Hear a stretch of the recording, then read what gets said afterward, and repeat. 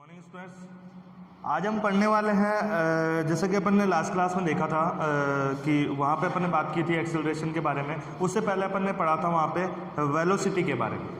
ठीक है, वेलोसिटी के बारे में पढ़ा था और उससे पहले पढ़ा था अपन ने स्पीड के बारे में, uniform motion, non uniform motion के बारे में वहाँ पे अपन ने डिस्कस किया था।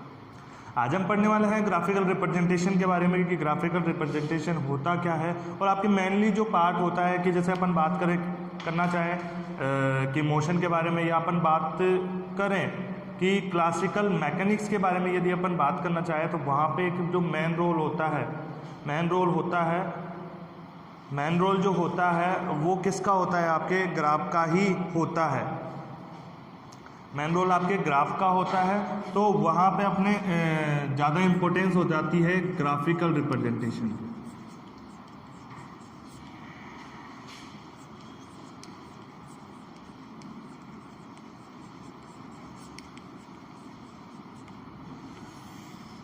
ग्राफिकल रिप्रेजेंटेशन को जानने से पहले अपन ये डिस्कस करने की कोशिश करते हैं कि ग्राफ होता क्या है और हम ग्राफ को ही डिस्कस क्यों करते हैं।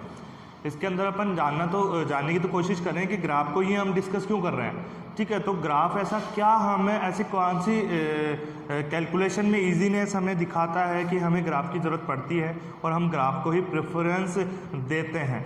ठीक है, तो ग्राफ होता क्या है? जैसे कि आपने मैथ के अंदर देखा होगा, मैथ के अंदर आप पढ़ते रहते हो, यहाँ पे एक्स रहता है और यहाँ पे क्या रहता है?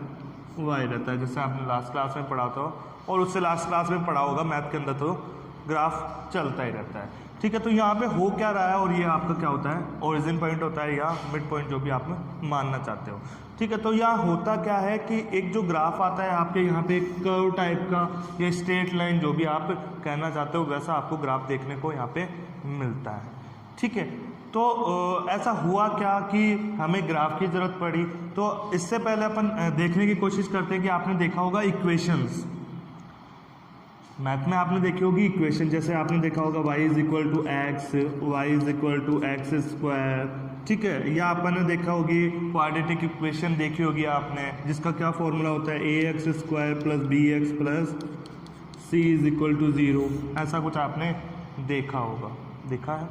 ठीक है, तो इसमें होता क्या है, इनको कहते क्या है? एक तरीके से ये क्या है, इसके अंदर कितने वेरिएबल हैं? एक तो y है और एक x है। दो वेरिएबल है क्या? इसमें भी y और x है और इसमें ओनली x है। ठीक है, तो यहाँ पे इनको क्या कहा जाता है? इनको एक बार क्वाड्रेटिक इक्वेशन को ना लेते हुए इन दोनों की यदि अपन बात करें तो इन दोनों को क्या कहा जाता है? इंटर रिलेशन कहा जाता है। इंटर रिलेशन कहा जाता है। इंटर रिलेशन का मीन्स क्या होता है वो देखिए। इंटर रिलेशन का मीन्स होता है कि यहाँ पे कितनी क्वांटिटीज़ है आपके पास में? दो क्वांटिटीज़ है, एक है y और एक है x। एक है y और एक है x। अब इनमें हुआ क्या कि आपको रिलेशन पता है, इंटर रिलेशन कि y is equal to X होगा और y इज इक्वल टू यहाँ पे क्या है?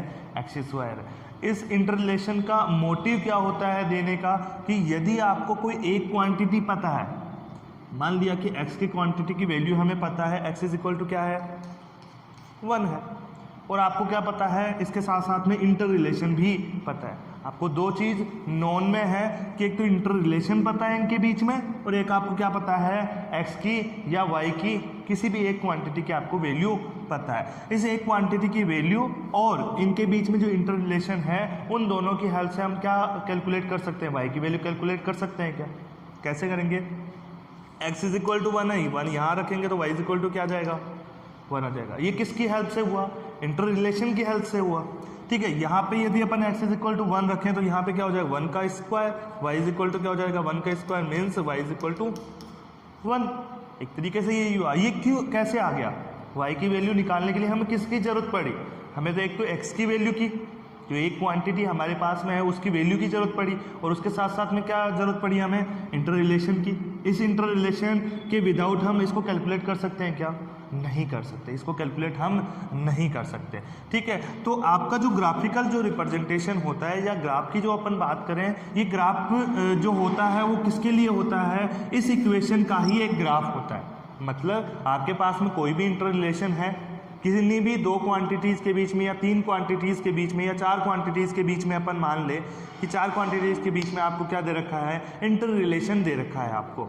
इस इंटर रिलेशन को या तो आप इक्वेशन की तरफ से शो कर सकते हो, ठीक है। यदि आप इक्वेशन की तरह से नहीं शो करना चाहते तो आप किसकी तरफ से शो कर सकते हो, ग्राफ से उसको शो कर सकते हो, ठीक है। तो आपका क्या होता है कि ग्राफ एक इजी मेथड होता है क्योंकि पहचानने में अच्छे से आता है। इस कारण से आप इक्वेशन को प्रेफरेंस, इक्वेशन का भी प्रेफरेंस होता है बट इक्वेशन का प्रेफरेंस ना लेते हुए हम किसको ज़्यादा प्रेफरेंस देते हैं, ग्राफ को प्रेफरेंस से ज़्यादा देते हैं। तो यही आपका ग्राफ होता है कि ग्राफ में क्या होता है, या तो आप कह सकते हो कि इंटर रिलेशन जो है किन्हीं भी दो क्वान्टिटीज़ के बीच में या तीन क्वान्टिटीज़ के बीच में जो भी इंटर रिलेशन है उसको क्या किया जाता है, ग्राफ के फॉर्म में रिप्रेजेंट किया जाता है। या जो आपका ग्राफ है वो क्या शो करता है, इन दो क्वांटिटीज के बीच में वेरिएशन को शो करता है।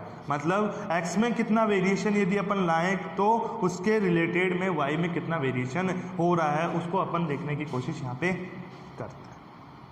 ये तो बात हुई आपके ग्राफ से रिप्रेजेंटेशन की बात। अब आपके जो मेनली जो मोशन के अंदर जो अपना मोशन जो चैप्टर चल रहा है उस मोशन के अंदर आपको मेनली कई ग्राफ आपको देखने को मिलते हैं। जैसे अपन बात कर लें कि speed time graph, distance time graph, displacement time graph, acceleration time graph, ठीक है। Speed displacement graph, speed distance graph, acceleration distance graph, acceleration velocity graph, कई आपको ग्राफ देखने को आपको मिलते हैं। उसके अंदर मेनली अपन बात करते हैं, स्टार्टिंग अपन करते हैं कि डिस्टेंस टाइम ग्राफ से। जैसे आपको देखने को वहाँ पे मिला भी होगा कि जैसे अपन बात करते हैं कि यूनिफॉर्म और नॉन यूनिफॉर्म, ठीक है। दो टाइप के यूनिफॉर्म मोशन होते हैं, यूनिफॉर्म और नॉन यूनिफॉर्म मोशन। यूनिफॉर्म और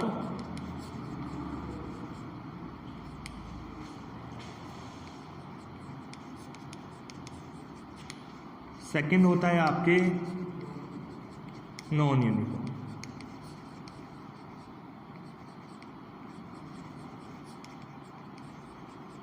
यदि अपन बात करना चाहे कि यूनिफॉर्म और नॉन यूनिफॉर्म की डेफिनेशन की बात करना चाहे तो डेफिनेशन की बात करेंगे तो क्या कहेंगे अपन, इक्वल टाइम इंटरवल में इक्वल डिस्टेंस यदि कोई ऑब्जेक्ट ट्रेवल करता है या डिस्टेंस कवर करता है तो उसी को क्या कहा जाता है, यूनिफॉर्म मोशन कहा जाता है। और इक्वल टाइम इंटरवल में इक्वल डिस्टेंस कवर नहीं करता तो उसको क्या कहा जाता है, नॉन यूनिफॉर्म मोशन। उसके बाद में एक और भी होता है आपके कि ग्राफ से कैसे समझ पाए हम कि यूनिफॉर्म या नॉन यूनिफॉर्म पे होता है। तो हमने वहाँ पे कही थी बात कि डिस्टेंस और टाइम के बीच में ग्राफ ड्रॉ कीजिए। किसके बीच में ग्राफ ड्रॉ कीजिए, डिस्टेंस और टाइम के बीच में। यहाँ टाइम हो गया और यहाँ पे क्या हो गया, डिस्टेंस हो गया। यदि आपको देखने को मिलता है कि स्ट्रेट लाइन यदि हमें मिल रही है, कैसी मिल रही है, स्ट्रेट लाइन यदि हमें देखने को मिल रही है तो वो कैसा ग्राफ हो जाएगा, नॉन यूनिफॉर्म यूनिफॉर्म का। और यदि आपको स्ट्रेट लाइन के अलावा कोई और कर्व मिल रहा है तो वो कैसा मोशन हो जाएगा, उसका नॉन यूनिफॉर्म मोशन।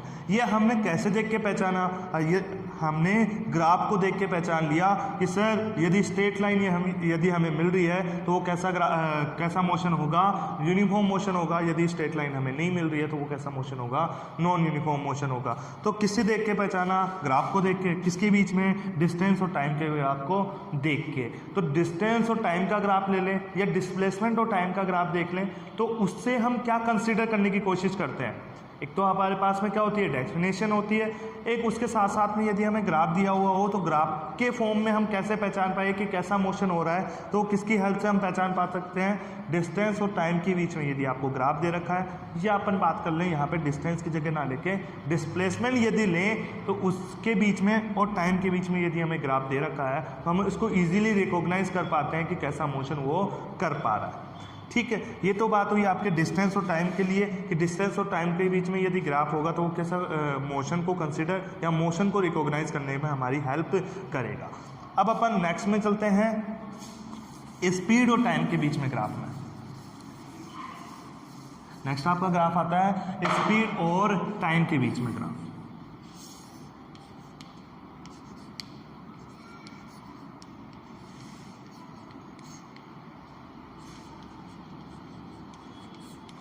ठीक है, आपको ये दे रखा है कि स्पीड और टाइम के बीच में ग्राफ कुछ इस टाइप का,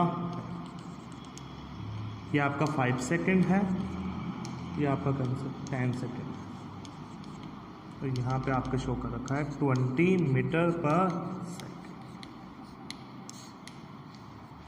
यहाँ पे आप देखने की कोशिश कीजिए कि यहाँ पे क्या है, टाइम को शो किया हुआ है क्योंकि ये टाइम वाली एक्सिस है। यहाँ पे स्पीड को शो कर रखा है क्योंकि ये स्पीड वाली एक्सिस है और उनका ऐसा यूनिट में उसको शो कर रखा है। ऐसे यूनिट स्पीड की मीटर पर सेकेंड और टाइम की सेकेंड। ठीक है, अब अपन बात करते हैं कि यहाँ पे आपको ओनली ग्राफ दे रखा है। यदि ग्राफ से हम किसी ऑब्जेक्ट के मोशन को कंसिडर करना चाहें कि ऑब्जेक्ट मोशन कैसा कर रहा होगा, तो उस मोशन को यदि अपन देखना चाहें तो उसको क्या करेंगे, इस ग्राफ को ही हम कितने पार्ट्स में डिवाइड कर देंगे, 2 पार्ट्स में डिवाइड कर देंगे। कितने पार्ट्स में डिवाइड कर देंगे, 2 पार्ट्स में डिवाइड कर देंगे। फर्स्ट पार्ट, यदि फर्स्ट पार्ट की यदि अपन बात करें कि फर्स्ट पार्ट में कैसा मोशन कर रहा होगा, तो वो अपन देखने की कोशिश यहाँ पे करते हैं। यहाँ पे क्या हो रखा है कि स्पीड और टाइम के बीच में हमें क्या मिल रही है कि स्ट्रेट लाइन मिल रही है। हमें क्या मिल रही है, स्ट्रेट लाइन मिल रही है। मतलब इसका मीन क्या हुआ, जैसे जैसे टाइम इंक्रीज होता जा रहा है, जैसे जैसे टाइम इंक्रीज होता जा रहा है, स्पीड भी इंक्रीज होती जा रही है। स्पीड भी क्या होती जा रही है, इंक्रीज होती जा रही है। क्या मतलब, लास्ट क्लास की यदि अपन बात करें तो वहाँ पे अपन ने पढ़ा था एक्सेलरेशन। एक्सेलरेशन में अपन ने बात की थी कि जैसे जैसे क्या हो, स्पीड चेंज होती जाए, स्पीड क्या होती जाए, चेंज होती जाए। या अपन वहाँ पे बात की थी वेलोसिटी क्या हो, धीरे धीरे चेंज होती जाए। मतलब धीरे धीरे यहाँ पे क्या हो रहा है, जैसे जैसे टाइम बढ़ता जा रहा है, स्पीड क्या होती जा रही है, इंक्रीज होती जा रही है। मतलब क्या हो रहा है, टाइम के साथ साथ में स्पीड भी क्या हो रही है, या अपन बात कर ले कि वेलोसिटी क्या हो रही है, इंक्रीज होती जा रही है। इंक्रीज होने का मतलब एक्सेलरेट हो रहा है। क्या, एक्सेलरेट हो रहा है। क्या मतलब, अपन क्या करते हैं कि जैसे अपन ने क्या कहा कि कार हमने स्टार्ट कर दी या बाइक हमने स्टार्ट कर दी, स्टार्ट होने के बाद में अपन क्या करते हैं, एक्सेलरेशन उसका बढ़ाते हैं। क्या, एक्सेलरेटर को क्या करते हैं, घुमाते हैं। मतलब एक तरीके से होता क्या है, हम उसको क्या कर रहे हैं, एक्सेलरेट कर रहे हैं। एक्सेलरेट करने पे हो क्या रहा है कि जैसे जैसे टाइम बढ़ता जा रहा है, जैसे जैसे टाइम बढ़ता जा रहा है, बढ़ने के साथ साथ में क्या हो रही है, स्पीड इंक्रीज हो रही है। क्या, तो वो किस कारण से हुई, एक्सेलरेशन के कारण। मतलब हम यहाँ क्या कहेंगे, फर्स्ट जो पार्ट है आपका, उसमें कैसा मोशन कर रहा है, वो एक्सेलरेटेड मोशन कर रहा है। जो ऑब्जेक्ट है वो कैसा मोशन कर रहा है, एक्सेलरेटेड मोशन कर रहा है। ठीक है, एक्सेलरेटेड मोशन कर रहा है, मतलब जो एक्सेलरेट कर रहा है। ठीक है, उसके बाद में अपन बात करते हैं सेकंड पार्ट की। फर्स्ट पार्ट की बात होगी, फर्स्ट पार्ट में कैसा मोशन कर रहा है, एक्सेलरेटेड मोशन हो रहा है। मतलब धीरे धीरे क्या हो रही है, उसकी स्पीड इंक्रीज हो रही है। यदि अपन सेकंड पार्ट की बात करें कि सेकंड पार्ट में क्या हो रहा होगा, सेकंड पार्ट में क्या हो रहा होगा कि सेकंड पार्ट में कैसा मोशन कर रहा है। क्योंकि ऑब्जेक्ट तो कैसा भी मोशन कर सकता है। जैसे अपने कार को स्टार्ट किया, कार को स्टार्ट करके अपन एक्सेलरेट करते हैं, एक्सेलरेट करते हुए उसकी स्पीड इंक्रीज करते हैं। ठीक है, कभी ट्रैफिक आ गया तो ट्रैफिक से क्या होगा, कि उसकी स्पीड उसको कम करनी पड़ेगी। तो यही कुछ होगा। क्या मतलब, एक ऑब्जेक्ट ही तो मोशन कर रहा है, ऑब्जेक्ट तो एक ही मोशन कर रहा है, बट उसके अलग अलग पार्ट्स हो गए क्या वहाँ पे। तो अपन सेकंड पार्ट की यदि बात करना चाहें कि सेकंड पार्ट में क्या हुआ होगा, तो अपन देखने की कोशिश करते हैं। यहाँ पे देखिए, स्पीड क्या हो गई, बढ़ रही है। क्या, ना तो बढ़ रही है ना कम हो रही है। मतलब ना तो इंक्रीज हो रही है ना ही डिक्रीज हो रही है। टाइम क्या हो रहा है, इंक्रीज हो रहा है। क्या, 5 to 10 हो गया, मतलब टाइम तो इंक्रीज हो रहा है, बट स्पीड इंक्रीज हुई। क्या, स्पीड पहले भी 20 थी और उसके बाद में भी क्या रही, 20 ही रही। क्या मतलब, एक तरीके से क्या हो गया, स्पीड कांस्टेंट हो गई। क्या, स्पीड क्या हो गई, कांस्टेंट हो गई। और यूनिफॉर्म और नॉन यूनिफॉर्म की यदि अपन बात करने की कोशिश करते हैं तो वहाँ पे एक बात मैंने और बताई थी, 3 चीज़ें बताई थी। एक तो डेफिनेशन से, सेकंड स्पीड से, और थर्ड ग्राफ से। ग्राफ को आपको मैंने बता दिया, अभी डेफिनेशन मैंने बता दिया। थर्ड पार्ट मैंने बात की थी स्पीड। यदि किसी ऑब्जेक्ट की स्पीड कांस्टेंट रहेगी टाइम के करस्पॉन्डिंग, मतलब टाइम के करस्पॉन्डिंग, टाइम तो बढ़ता जाएगा, टाइम के करस्पॉन्डिंग यदि उसकी स्पीड में कोई चेंज नहीं होता, स्पीड में कोई चेंज नहीं होता या स्पीड कांस्टेंट रहती है, तो उसी को क्या कहते हैं, यूनिफॉर्म मोशन कहते हैं। क्या, तो सेकंड पार्ट में कैसा मोशन कर रहा है ये, मतलब एक्सेलरेटेड मोशन भी नहीं कर रहा और डीएक्सेलरेटेड मोशन भी नहीं कर रहा, कांस्टेंट स्पीड में मोशन कर रहा है। क्या, तो हम सेकंड पार्ट में ये भी लिख सकते हैं कि कांस्टेंट स्पीड में मोशन कर रहा है, या अपन ये भी लिख सकते हैं उसके साथ साथ में यूनिफॉर्म मोशन कर रहा है। क्या,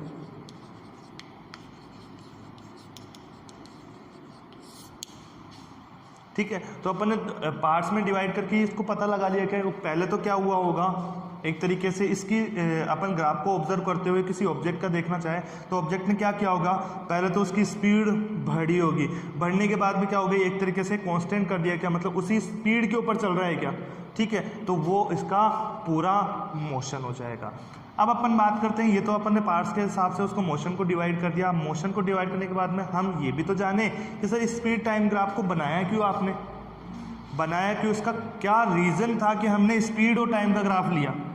जैसे डिस्टेंस टाइम का ग्राफ या डिस्प्लेसमेंट टाइम का ग्राफ मैंने बताया था आपको, वो किसके लिए लिया जाता है? वो मोशन को कंसीडर करने के लिए, मोशन को रिकॉग्नाइज करने के लिए। यूनिफॉर्म होगा, नॉन यूनिफॉर्म होगा, एक्सेलरेटेड मोशन होगा या डी एक्सेलरेटेड मोशन होगा, वो सभी कुछ उससे डिवाइड कर। स्पीड और टाइम का क्यों पढ़ा? स्पीड और टाइम का एक और है, वो क्या है कि इसके एरिया, जो इसके कर्व के अंदर जो एरिया आ रहा है, कर्व के अंदर का जो एरिया आ रहा है वो ज़्यादा इसमें इंपॉर्टेंट होता है। यही आ रहा है कि कर्व के अंदर एरिया,